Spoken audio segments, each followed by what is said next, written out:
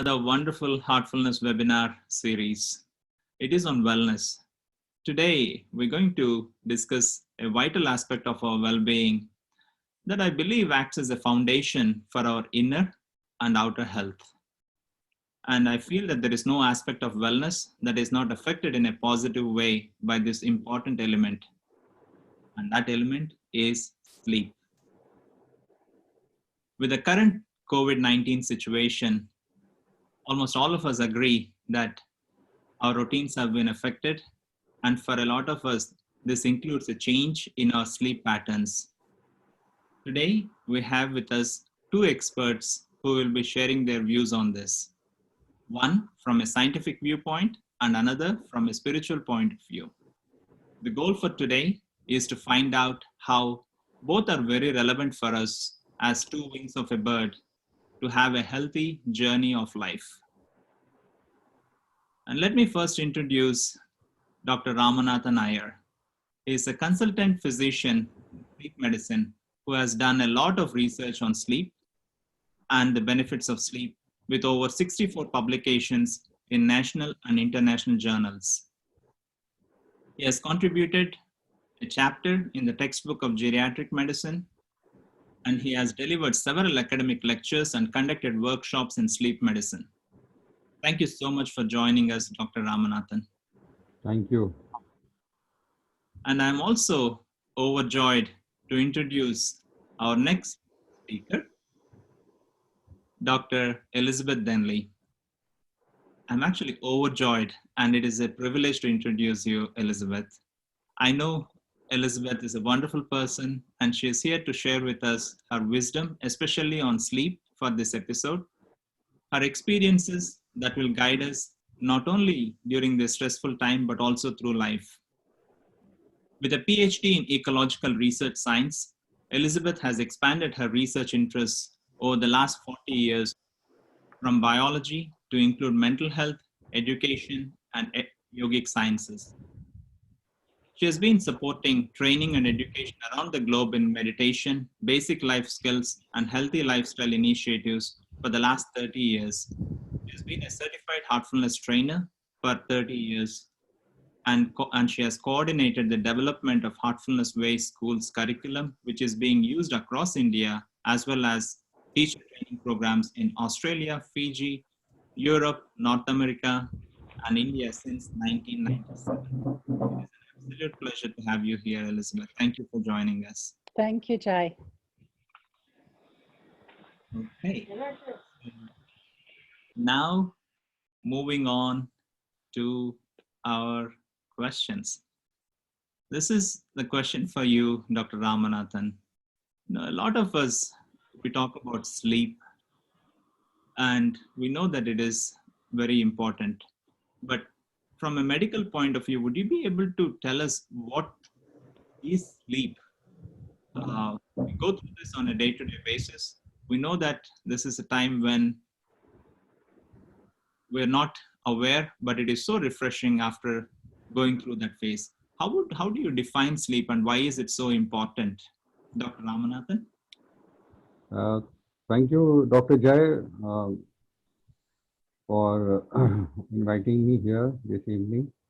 I would like to start by telling that sleep is a biological function of the brain. So it is necessary for physical, mental, and emotional well-being. But that sleep should be of good quality and quantity. So we pass through the ages from infancy, then we become childhood, adolescence, then adult, then old age. So sleep actually becomes less and less as we grow old.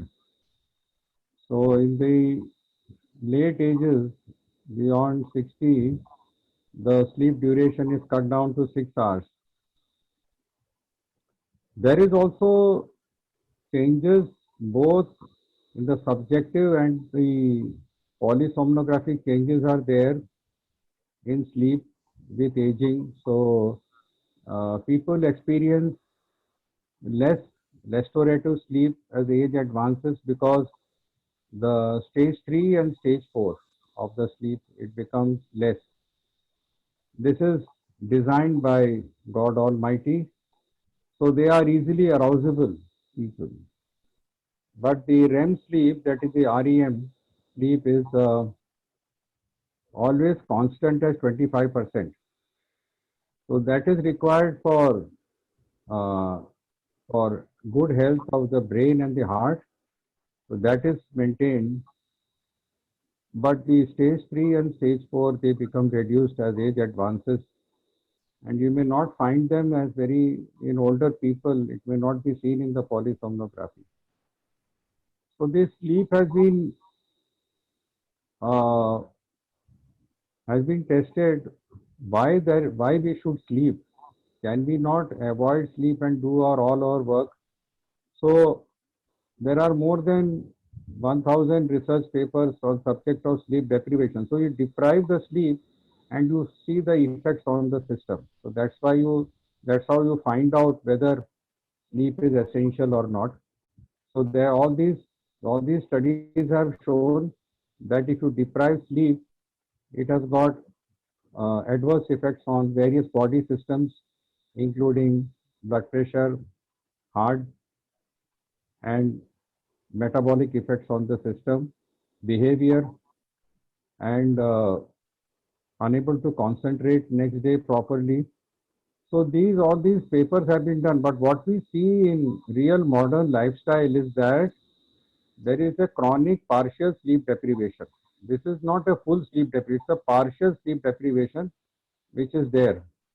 Now, how it has actually developed that the person who is living away from place of work, this is important. So he has to travel. The traveling time may be 2 hours, around 2 hours. So he has to get up early, and when he reaches home, it is late. So then again, he has to cut down his sleep. So this is a common thing happening in modern society, that they are not able to catch up with the required amount of sleep, and that is the chronic partial sleep deprivation. So with this uh, short introduction that why sleep is necessary for various organ systems to they can function normally and give a productive life. Is This that is okay, Dr. Jai? Or you would like to expand further on this? You want me to expand further on this? this is a wonderful introduction, Dr. Ramanathan. I Yes. think from a practical point of view, I think we all experience it. Because if we take a night when we have not slept well, right? In the morning when we wake up, we are grumpy. We don't, nobody wants to be near us. They want to run away from us. Right? But on the contrary, a night when we have slept really well, we are better people. We perform better. We interact with people in a better way. We are kinder people. So it's a simple offering that nature gives us. And you summarized it very nicely that it is probably one of the fundamental aspects of our wellness and well being. Um, and we will come back to that in a little bit and have a question for Elizabeth.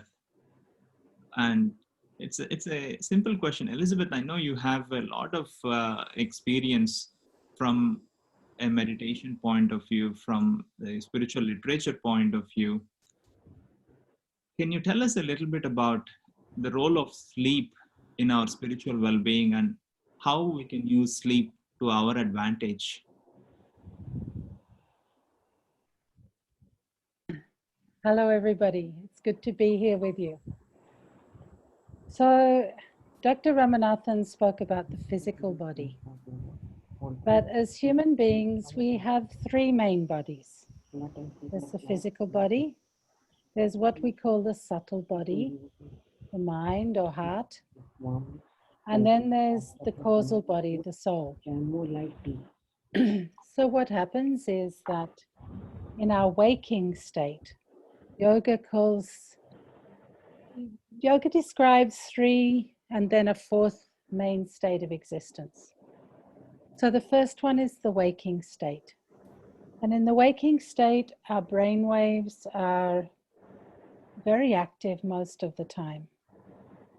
We have what's called gamma and maybe beta wave activity. As we settle down, as we become more contemplative, we may be listening to music, reading a book, going into meditation. Our brain waves slow down even further into an alpha state. And that's how we start off going to sleep as well. And then as we go deeper into sleep and we go into dream states, what's called the dreamlike state in yoga, the swapna state, our brain waves slow down even further and we lose body consciousness. So one of the three bodies we're no longer aware of. The mind is still active, we may be dreaming. The soul is still active, the third body. The physical body, even if you have pain, say you have a broken leg or you have a sprained ankle or something, when you go into that sleep state, you become unaware of the pain. And then eventually we go down into what's called the deep sleep state, where the brain waves slow way down to almost nothing. So what's happening? We're no longer aware of the body, we're no longer aware of thoughts and the mind. We've gone into a state of subsistence existence, you can say, where the body and the mind are at complete rest. And the only body with which we are in contact is the soul, the causal body. And this state in yoga is known as Sushupti. And it's when we go into that deep sleep where we have no memory, we come back totally refreshed. Why are we so refreshed? Well, for a start, our body gets rest. Our brain is able to detox through the cerebrospinal fluid. Our immune system's able to build up again. Natural killer cells build up. All these things happen. But that's just at the physical level. When we go down to the subtle level, to the mind, to the heart, again, we're not full of active thoughts. Our field of consciousness is able to get a rest also. And when that happens, our stresses and strains disappear. Because we're no longer thinking in an active way or dreaming about all sorts of worries. The mind is having a rest. But the best part from our spiritual perspective and from giving us a sort of a rejuvenative approach to life is that at this time when we're in deep sleep, we are in direct contact with our own divinity, with our soul. It's as if we've gone back to God for the night. And then the next morning, as we again become active, we wake up or we go into lighter sleep states, and then we emerge into the waking day, we're back in the world again. But what you can say is that every night in deep sleep, we go and we meet our Maker. We're with our Lord for that period of time. And the effect of that on our spiritual well-being it's inconceivable. Without it, we have no existence. Because this is the life force within us. This is the spark that even if it's not there for a billionth of a second, we don't exist.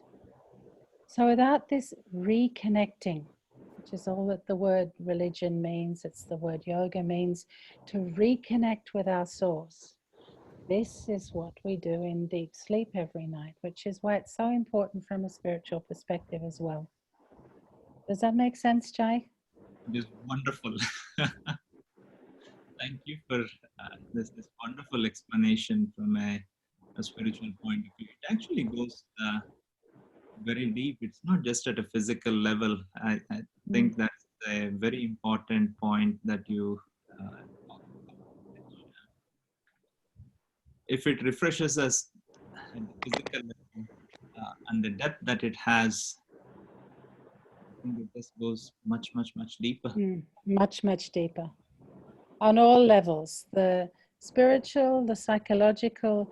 you cannot have good mental health if you don't sleep, as well as not good physical health either, and certainly not good spiritual health. Thank you for that, Elizabeth. Dr. Ramanathan, from a medical point of view and as a sleep specialist, what would you recommend for a common person to see if their sleep can be enhanced in terms of getting a good quality of sleep, enough duration of sleep, and regulating their own sleep cycles? What would be your input on that? Thanks, Dr. Jai. The sleep has got two components. One is the homeostatic, that is the depth of the sleep, and second is regarding the circadian rhythm. These are the two things are there, and efforts are made by the brain to synchronize both these issues. So you have a proper time to sleep, and when you go to sleep, you go deeper. You go to the deeper uh, stages of sleep, which is restorative. So both these objectives must be achieved by the person who wants to have a good sleep. Now, the body's clock and the external clock, that we know that there is a circadian rhythm clock. Now, the problem arises when patients are having irregular sleep schedules.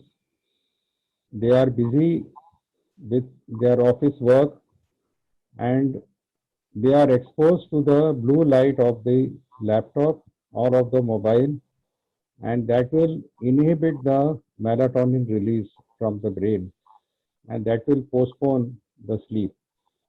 So, what we should find out is that to get a proper sleep is that they should ensure they have a regular sleep schedule. So in a normal family, there are two elderly people, two young people, the son and the daughter-in-law, and there are children, one or two children. So the elderly have a habit of sleeping early and getting up early. That is the rhythm they want to follow for religious purposes. They want to get up early. The adult comes late, so he wants to sleep late because he has time to relax, and then he has a uh, small inclination to watch the television. Uh, so he must do that and then go to sleep. So these are two things which are actually not matching today in modern science. But if they have different rooms, then it is all right. And then after the timing is there, what time they should take their food, that is also important. So if they take food around 8 p.m., that should be fair enough. You give about 2 hours to get yourself. You cannot go immediately to bed after taking food because there may be some regurgitation from the stomach. So that you have to take care. Actually, earlier you take dinner, that is better. But in today's modern lifestyle, that is not possible. So around 8 o'clock they have dinner and then they prepare the system to go to sleep. So the body temperature also dips around 5 p.m., 6 p.m. and then the body prepares for the sleep. Now, light should be dimmed in the room because dark light will help the melatonin to come out. Also, the bed should be comfortable. There should be no insects and mosquitoes. So they should take care about that, what best can be done. The old people have a very special attachments to their bed sheets and to their pillows. Now this is commonly not recognized that they have a, even when the patient, an old patient goes to hospital, I always tell you, bring your own bedsheet and pillow. That will make him feel something he is at home. So that is important. And then uh, room should be not very warm, not very cold. So you prepare, this is important. Then while going to sleep, you should not plan the next day. While you should not plan, you should not bring thoughts to your mind that I am going to go to bank tomorrow, I am going to do this activity, that you should not do. You should make the mind calm.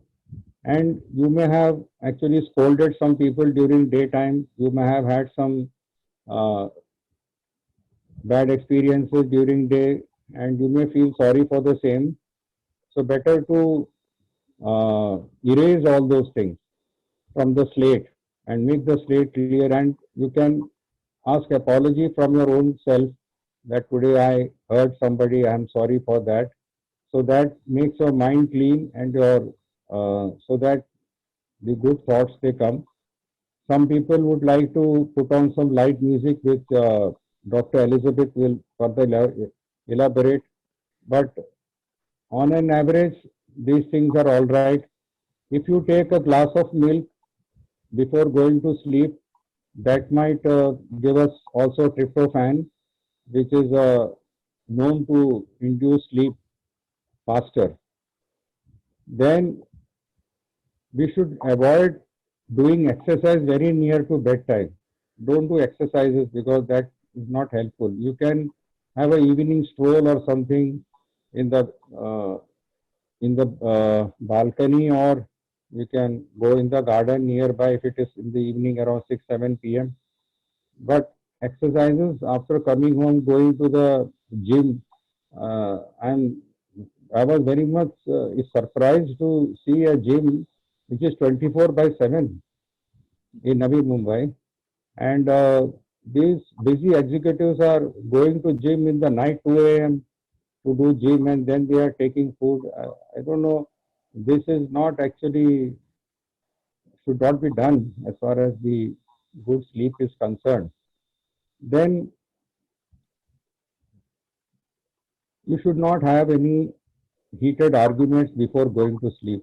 In the house, there are some arguments, but if the mind is stimulated with some argument, then that actually lingers on in the brain, and that may affect the onset of sleep. So with this thing, and then uh, you may not keep the you may not keep the face of the clock actually facing you, so that you may go on seeing the clock in the night, whether to get up or not. So that may be considered. But on average, these are the normal things one should practice to get a good sleep. And old people, they have a tendency to pass urine in the night. Now, this is not normal. If you are passing urine in night, the old man should be careful that he doesn't fall in the bathroom. He should put on the lights and go. If he is very old, he may keep a urine pot and he may pass urine and keep it, and morning it can be disposed of. That can be done. And nocturia is also a very prominent symptom of sleep apnea in old people. That should be considered. So this is about the sleep hygiene part, which can help the person to get good sleep. This is, Uh, you have anything? You should I have finished. Practically, I finished. What question you asked? Is anything remaining, my dear Dr. Jay? no, sir, this is actually wonderful. I would say this is a very, very valuable advice for majority of people, because we don't really pay much attention to what we are doing to our own selves before we go to sleep.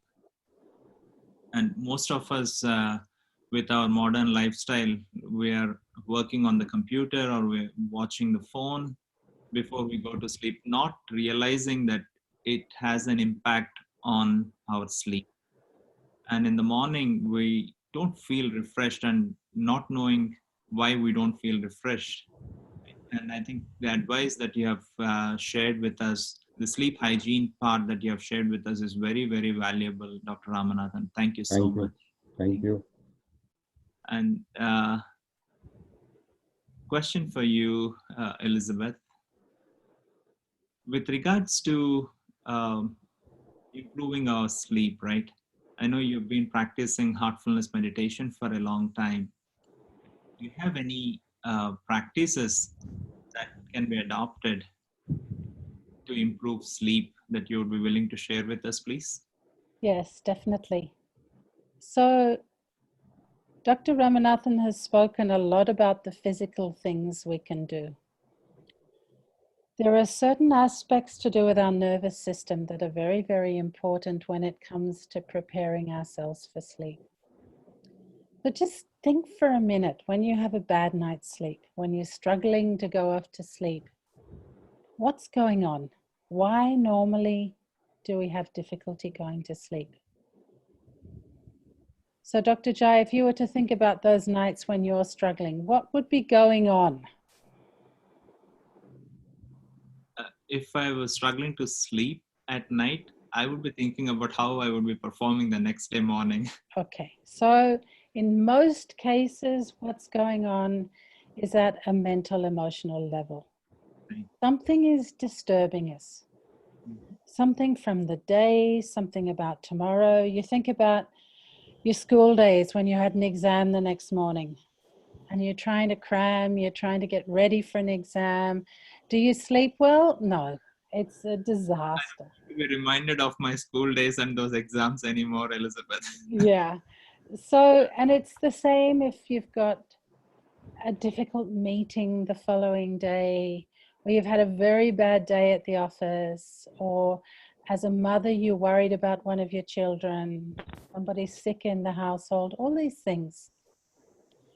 It's very, very difficult to sleep when your field of consciousness is disturbed. So we need some tools to basically help us manage these mental, emotional, and social issues that disturb us a lot, especially our emotions. And this is where the heartfulness practices come into play in a very, very big way. So think about, Dr. Ramanathan spoke about circadian rhythms. So let's look at a simple day. You know, we start off in the morning, the sun rises, we get up, we go through our daily activities, the sun's at its zenith at midday. A lot of activity going on at that stage. We have a sort of a gentle slowing down cycle in the evening till sunset. And then after that, if you look at the way nature has designed us as physiological creatures, we're meant to slow down then, prepare for the evening, have some family time, some rest time, prepare for sleep, go off to sleep, wake the next morning. But as Dr. Ramnathan spoke about, many of us are still up till midnight, watching movies, doing all sorts of things around the place. We live in the age of electric lights where we don't have darkness after sunset. And so our rhythms tend to be all out of whack. What happens with this? You know, the autonomic nervous system of a human being has two main parts. One is called the sympathetic nervous system, the other is called the parasympathetic nervous system. When we're meant to be awake, active, physically engaged, vital, alive, and happy, our sympathetic nervous system should come into play. And if you look at the old yogic literature, that is what's called the Surya Nadi.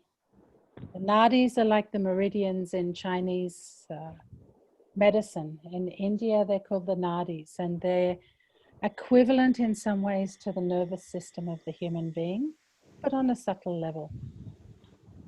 And so what happens is with these three main nadis that run up and down the spinal cord, the central one is called the Sushumna Nadi. And then there are two that snake around like this. around it all the way from the base of the spine to the top of the head. One on the right side, one on the left side. So the one that's associated with the right nostril, that starts from the right side at the base of the spine, is the Surya Nadi, the sun nadi, the daytime active energetic nadi that we're meant to be using in a very active way when we're engaged in physical activity and very vital mental activity, communication, etc. But it's not the nadi that we would expect to be active when we want to go to sleep. One that we want to be active when we want to go to sleep is the moon nadi, the Chandra nadi, which is associated with the parasympathetic nervous system that calms us down, that helps us into rest mode. What happens when we get chronically stressed? You both spoke about things like blue light from phones, TV noise, noise pollution around us, all sorts of things, is that it engages our sympathetic nervous system in stress response. Not a high-level stress response like what happens if a bear or a tiger was chasing you, but the sort of stress response that's chronic, low-level, associated with our modern city lifestyles. So what happens is, excuse me, if you were to check your breathing, you can do it right now, check your nostrils. Which nostril is breathing more strongly? If you check it, you can observe and see what's going on. See which part of your nervous system is active at that time. And if at bedtime, you're in active mode instead of passive mode, if you're not in a restful parasympathetic mode, there's a very simple Pranayama yogic technique you can use, which will help to calm your system down. You can also use this if you get angry at work or at any other time when you're stressed, frightened, or whatever. So I'm going to demonstrate it to you now quickly. You can all do it with me and you can practice it. It's called left nostril breathing or Chandra Nadi breathing. So what we're going to do is we're going to take our right thumb and we're going to place it over the right nostril. Close our mouths and just breathe through the left nostril. 10 times very deeply, all the way down to your abdomen. Deep, deep breathing in and out through the left nostril. Try and do it now 10 times.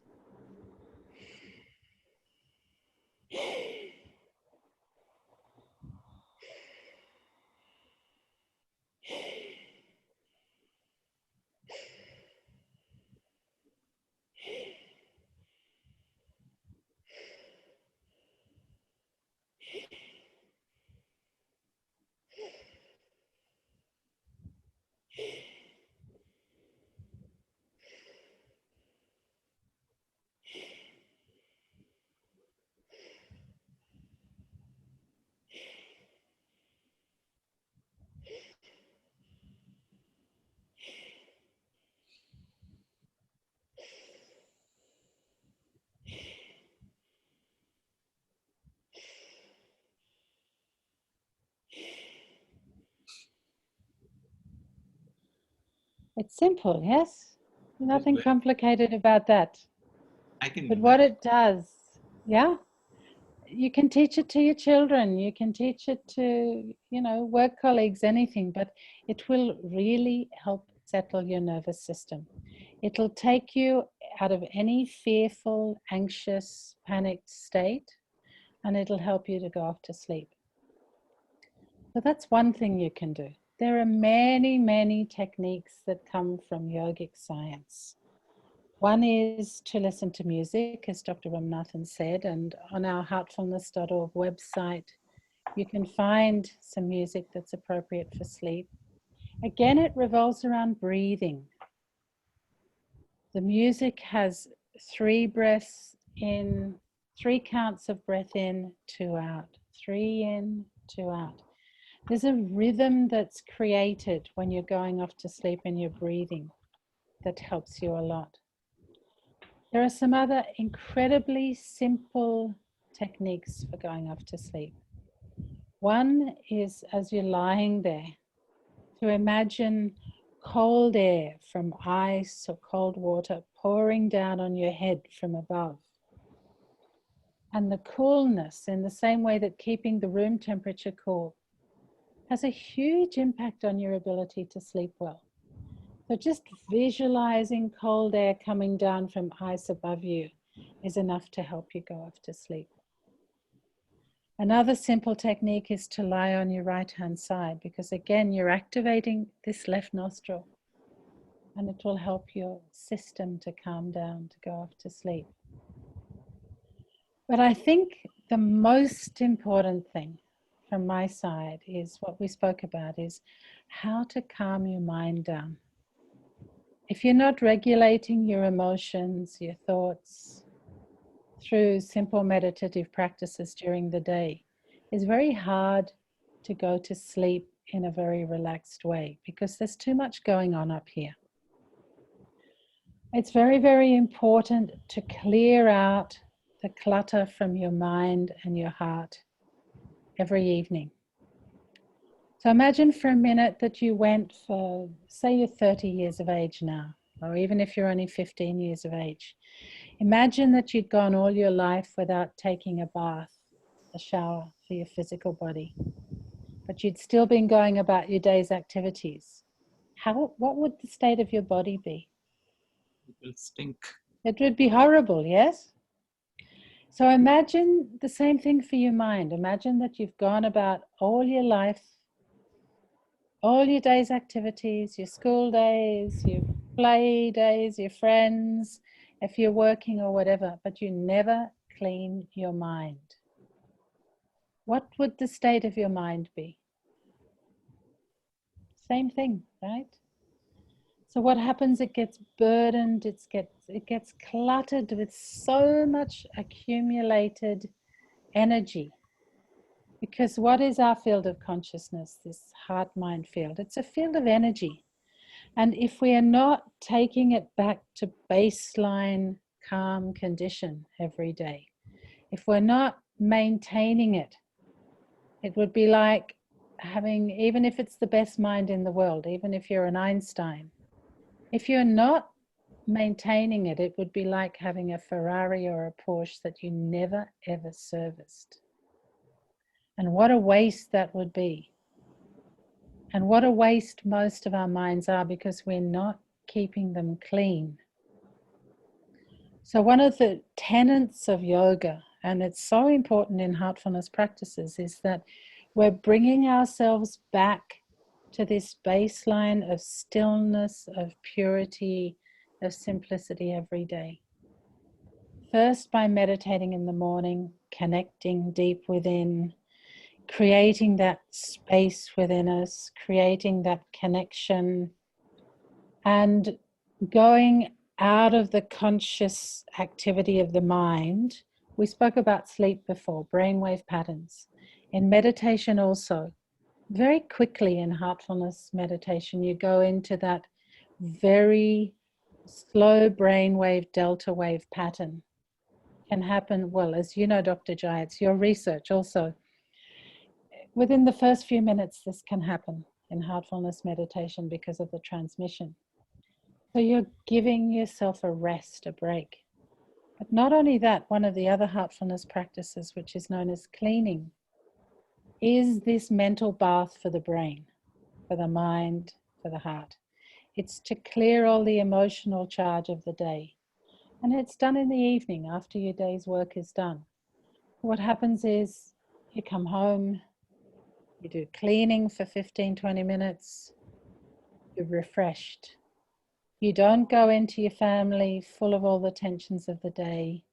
You don't go and take it out on your wife or your kids or your husband or your elderly parents or whatever, because you've removed all that emotional charge, all that clutter.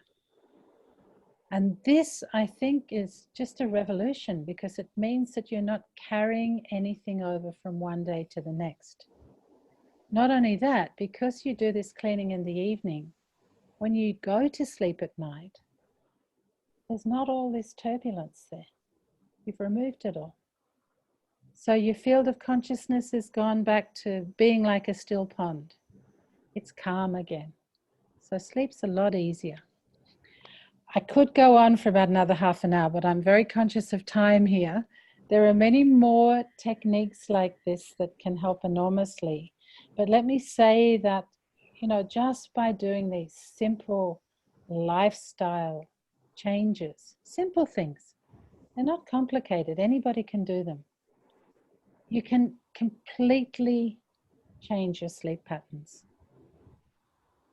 This is wonderful, wonderful, Elizabeth. So basically, all the practices of heartfulness can improve sleep. Yes, very And much so. And this is also reflected in some of the work that we have done here in our hospital, where we offered just the practice of heartfulness with its elements to patients with chronic insomnia. And we had around 32 patients who completed 8 weeks of heartfulness practice.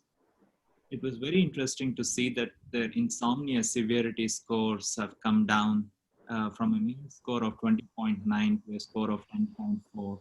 Wow. And in addition to that, 75% of them were able to come off of their sleeping pills that they were using. Me, though I'm not a sleep specialist, it was fascinating for me, that improvement. And answering, also talking a little bit about your point about the brain waves, right? I was a subject where I was hooked onto this EEG leads, and I was asked to meditate. And as you mentioned, the brain waves slowed down from an alpha to a theta to a delta state within 15 minutes or so. And in that deepest state of rest and relaxation, which was absolutely thoughtless and blissful, awareness, a very subtle awareness, was still present. And it was almost as if it is a thoughtless awareness, where even the awareness of thoughtlessness comes back a little later. When I shared it with our sleep specialist here, it was very difficult to explain it from a medical point of view, from a scientific point of view, at least from the data that we have so far. So from a yoga terminology point of view, we hear these terms of Sushupti, we hear these terms of Yoga Nidra, and we also hear this term of Turiya. Would you be able to shed some light on these terms and see how a common person can benefit from this? Okay, so you really come to the crux of the matter here, because, in our normal daily activities, we do only have the three main states of waking, dreamlike sleep, and deep sleep. But yoga talks about, and in yoga this has been equated with the A, the U, and the M of Om since time immemorial. They've understood these three, what science now measures with brainwaves. They've understood the different states of consciousness of a human being very, very well for thousands of years. But they also recognized very early on that when somebody meditates and they go into a very deep state in meditation, and this you cultivate by practice, and in heartfulness it can happen very quickly because of the yogic transmission. But yoga is made up of 8 parts, and meditation is just one of those parts. And the ultimate outcome of meditation is what is called Samadhi in yoga. Now, Samadhi is to be at one with that original condition of stillness in consciousness. The field of consciousness becomes completely still. It's that beautiful state of inner peace, you can say. Absolute, no heaviness, no weight, absolute purity, absolute stillness, peacefulness, this heavenly state of carefreeness, you can say, freedom.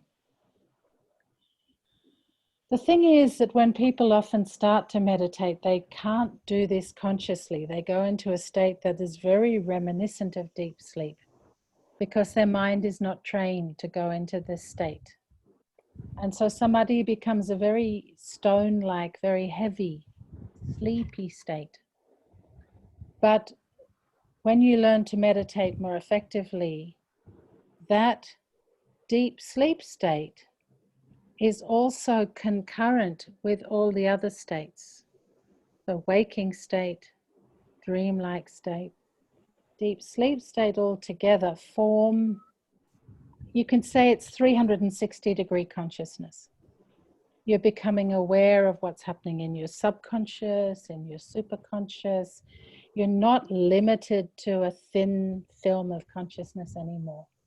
Your consciousness has expanded along the spectrum. And so you are aware at a stage where you may have very, very slow brainwave frequencies, that delta wave frequencies, as you would in deep sleep, but with total awareness.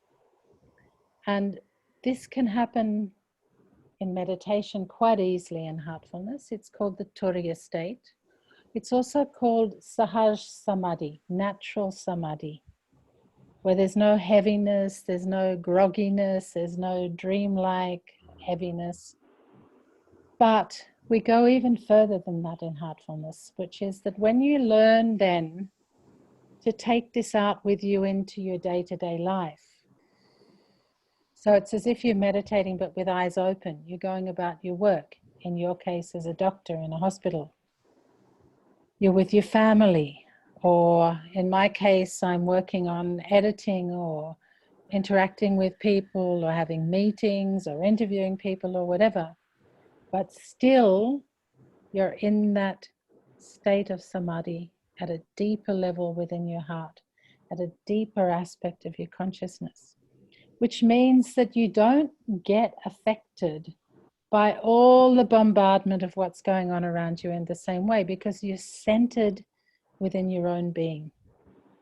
That state that, remember we spoke about right at the beginning, where you're in connection with God within you, is alive and active 24 hours of the day.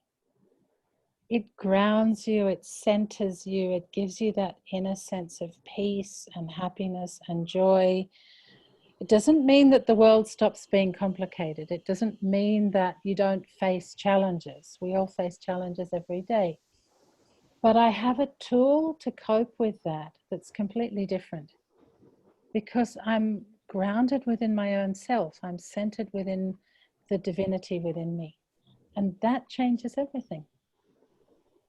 It's an incredible state, and it's known when we're meditating as Turiya, and then in the outside world in day-to-day life as Turiya Tit. And that's what yogis do. That's what they've been doing for thousands of years. And the thing is, all of us have that possibility. All of us can do that and cope with the stresses and strains of modern life in a much better way if we want to. It's not complicated. It's definitely not rocket science. I can tell you that. That's wonderful, wonderful. And we've also heard of the term Yoga Nidra. Would you be able to shed some light on that, please? Yes, well, Nidra is basically the state of sleep. So Nidra means sleep, and it's what we go into in a sleep state. So yoga also has practices that are called Yoga Nidra to help us go relax ourselves so that we're preparing for sleep. So if you go to your local yoga school, often they'll do a Yoga Nidra exercise at the end of the class where you lie on the floor and you relax every part of your body to go into a completely relaxed state after you've done your asanas and your pranayama breathing exercises. In heartfulness, we do it a slightly different way, and it's It's an incredible, it's one of the 4 core practices of heartfulness. That's the relaxation method. For those people who are not conversant with yoga terminology, you can imagine that in this universe, there are 2 complementary energies, masculine and feminine. You can call them yang and yin, you can call them in yogic terminology, Purusha and Prakriti, the energy of the masculine, of the active principle, and of the feminine, of the receptive principle. And in the heartfulness relaxation, we use the Prakriti energy from Mother Earth to ascend from the ground up through each body part and move all the way up and completely relax the physiology of the body, which has the most dramatic effect. It's one of the most superb practices to help you relax, to help you sleep. And it just calms the whole system. It balances the whole system physiologically. It helps with the hormones. It helps with everything. So Yoga Nidra, which was described very well by Patanjali in his Yoga Sutras, is now what we would call heartfulness relaxation.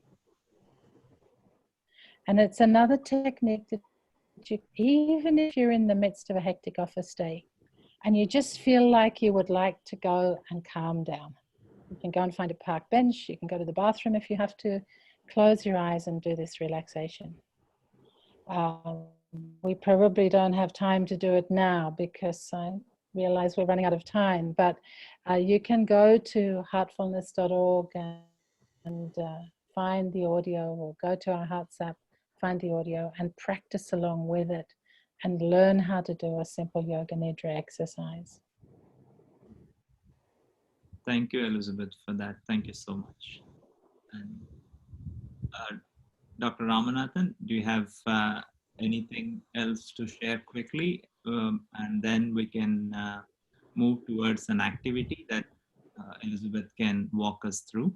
Are we running in time, or we are? I think we have maybe a couple of, maybe a minute or so. Okay. Many people often ask what diet I should take before going to sleep. So I would say that warm milk is okay. It contains tryptophan, but no smoking and no chewing of tobacco in any form. Tobacco should not be avoided, and no consumption of tea and caffeine. Now this is all having half-life of 6 hours.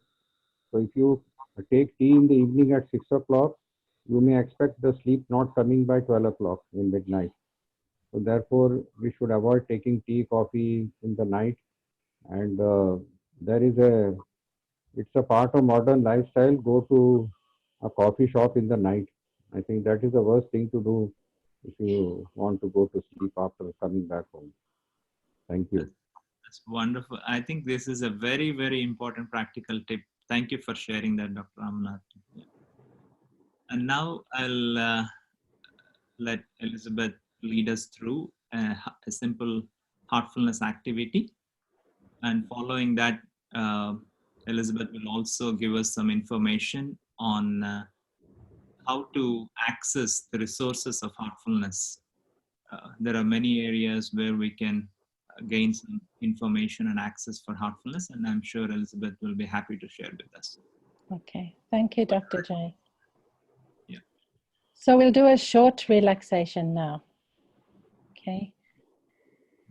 So everybody sit comfortably. If your mobile phone is around, it off. Put it there.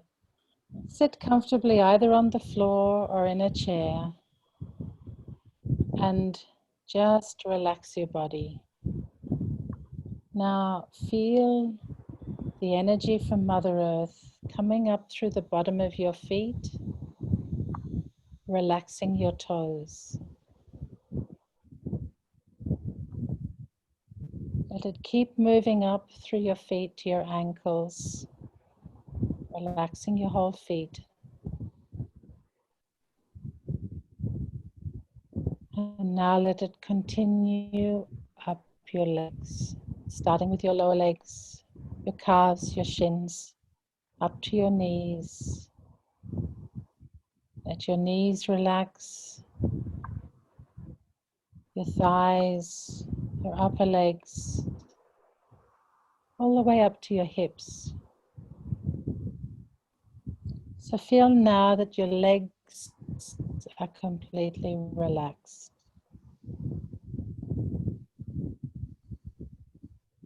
So now let the energy from Mother Earth move up into your torso, starting with your back, from your tailbone all the way up to your neck. Feel all the muscles in your back letting go, relaxing.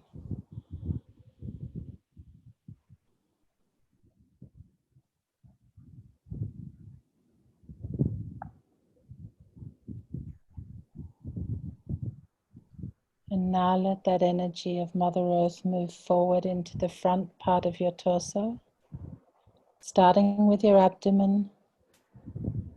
Let all your abdominal muscles relax. Your waist,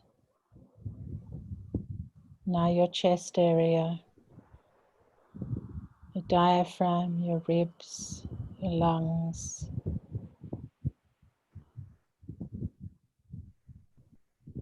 And now move up to your shoulders. Feel any tension in your shoulders just dissolving away. Let it all go. Feel your shoulders drop as the tension melts away.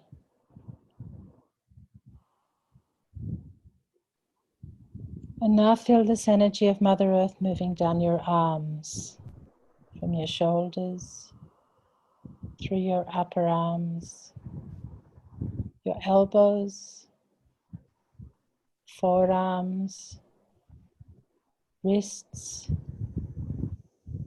hands, and let it continue to ooze out your fingertips, so that now your arms are also completely relaxed. Bring your attention up to your neck now and feel the energy from Mother Earth relaxing every muscle in your neck. Let it move up to your jaw. Drop your jaw also. And now up through the back of your head, your ears, and now to your face. Feel your chin relax, your mouth, your nose, eyes, especially your eyes. You dissipate about 80% of your energy through your eyes every day. Just let them relax, give them a rest.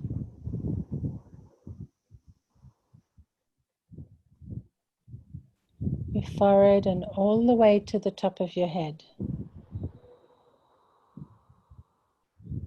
Now scan your system from top to toe and see if there's anywhere in your system where you still feel any tension, any pain, or where you have an illness.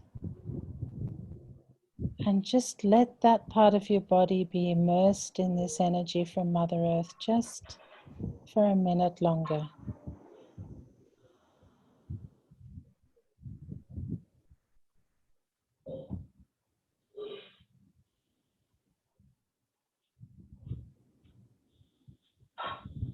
Let the tension just dissolve away.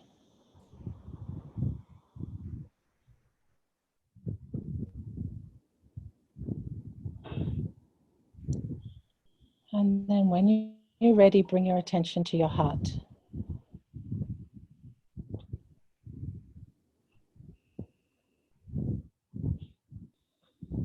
And Feel the warmth from your heart radiating out into every part of your body.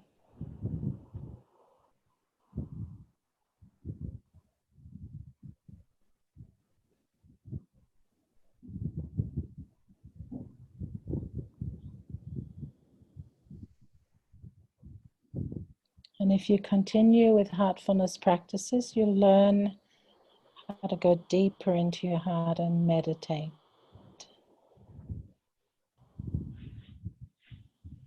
For now,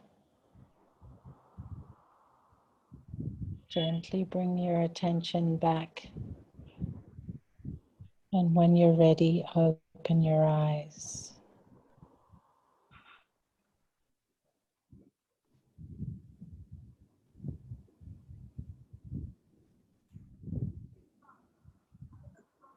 So this is just a very simple relaxation practice that you can do any time.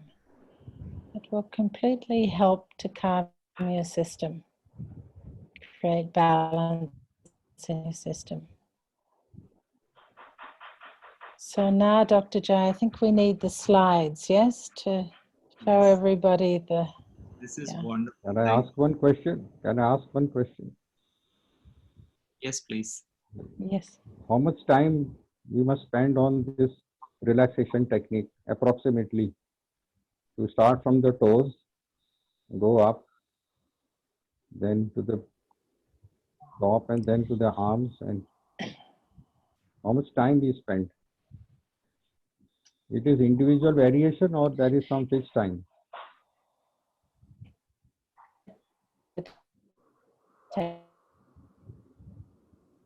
You're learning to practice generally 5 to...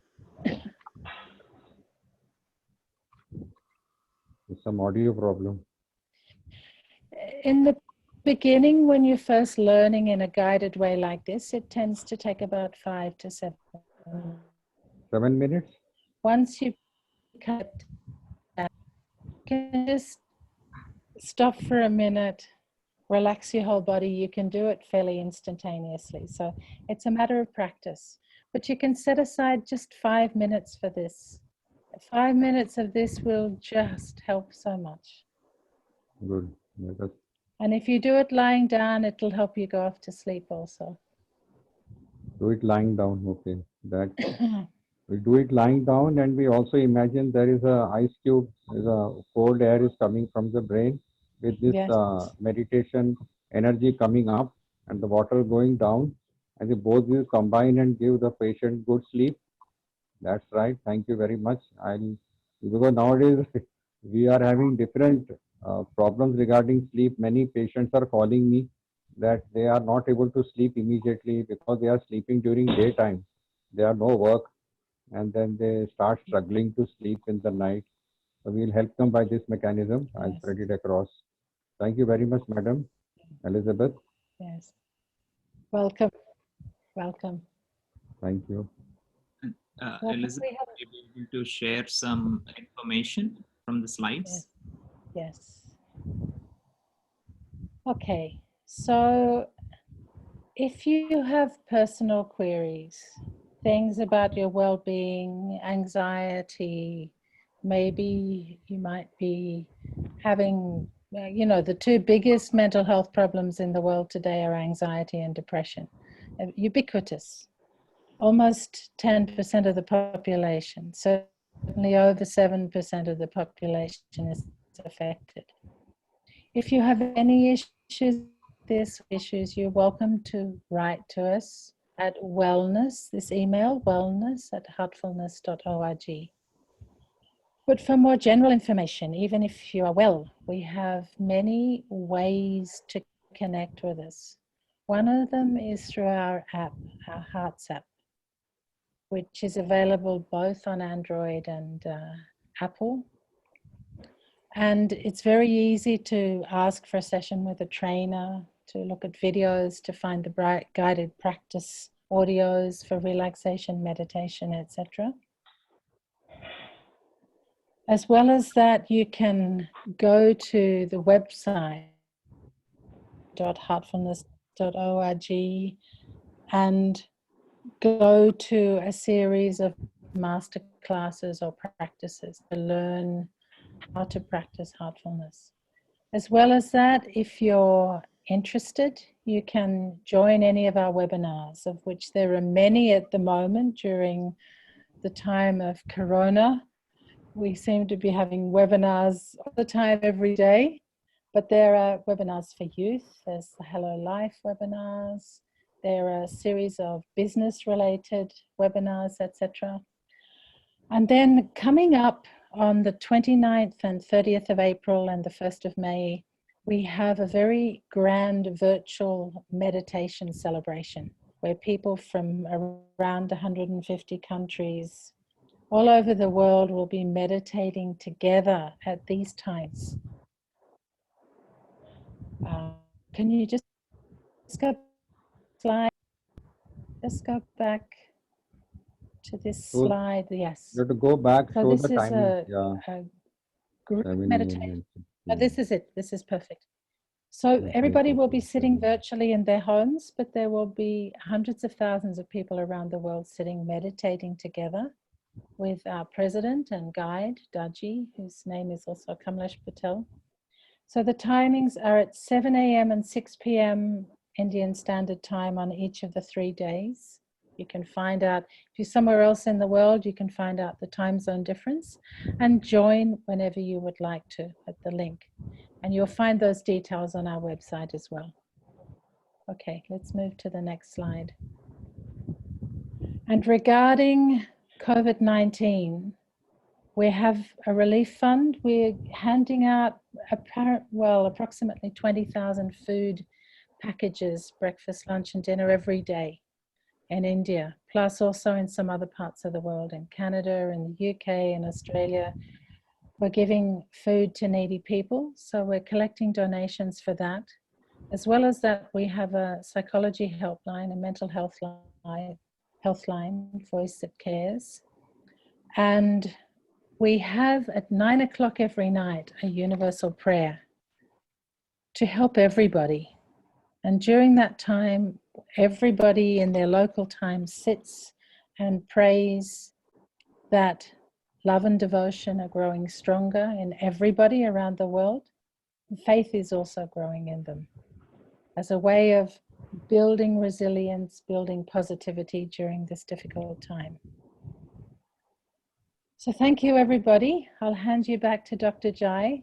From my side, it's been a real pleasure interacting, and I hope you all get a good night's sleep. Thank you. Thank you.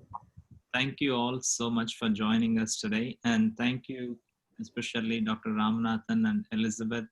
It's been an absolute pleasure having both of you today. Thank you so much. Thank you, Jai. Bye.